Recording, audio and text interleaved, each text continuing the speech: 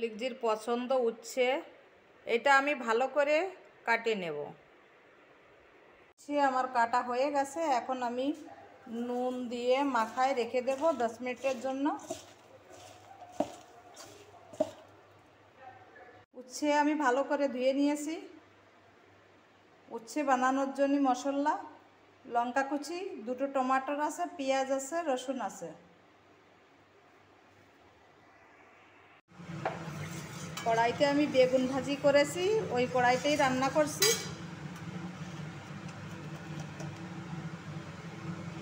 এখন আমি ডালছি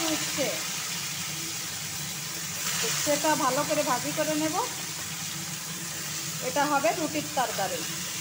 বন্ধু, তোমরাও এইভাবে রান্না করে খাবে, ভীষণ ভালো লাগবে। অনেকভাবে খেয়েছো, ভাজি করে, মাছ দিয়ে তরকারি করে খেয়েছো, কিন্তু এইভাবে রুটির তরকারি বানিয়ে খাবে, ভীষণ ভালো লাগবে। সে আমার ভাজি হয়ে গেছে।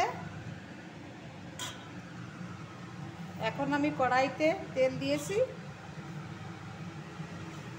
প্রথমে দেব আমি কয়েকটা জিরে, শুকনো লঙ্কা,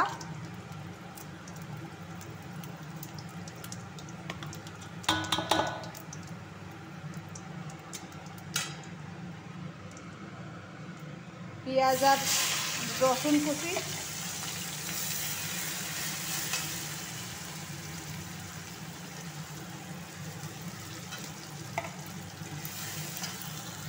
পেঁয়াজ আর রসুন আমার লাল হয়ে গেছে।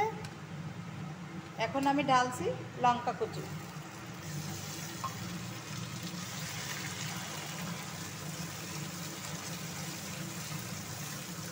লঙ্কায় আজকাল একদমই ঝাল নেই।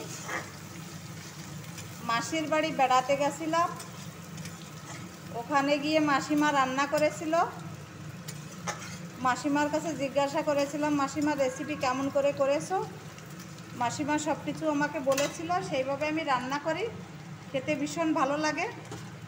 আমি কোথাও গেলে কেউ কিছু রান্না করলে জিজ্ঞাসা করি, ভালো লাগলে আবার নিজেও চেষ্টা করি সেইভাবে রান্না করার জন্যে।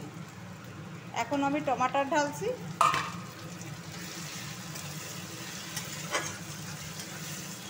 তখন থেকেই উঠছি, আমাদের সবার ভালো লাগে খেতে, এইভাবেই রান্না করে।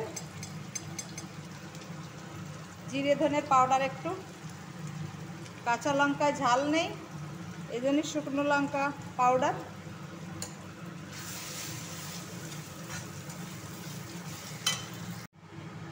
এখন আমি ঢালছি নুন।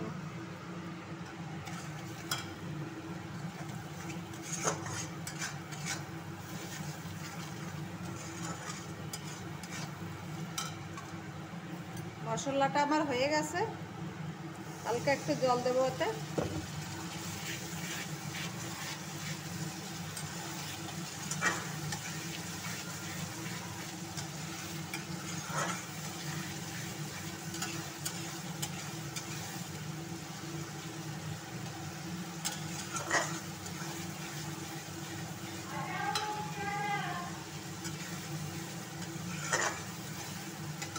মশলা আমার হয়ে গেছে, এখন আমি জল দেব।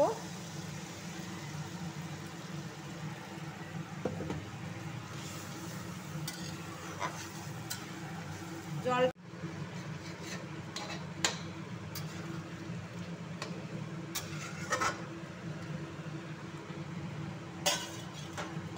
1 মিনিটের মতন চাপা দেবো এটা আমি।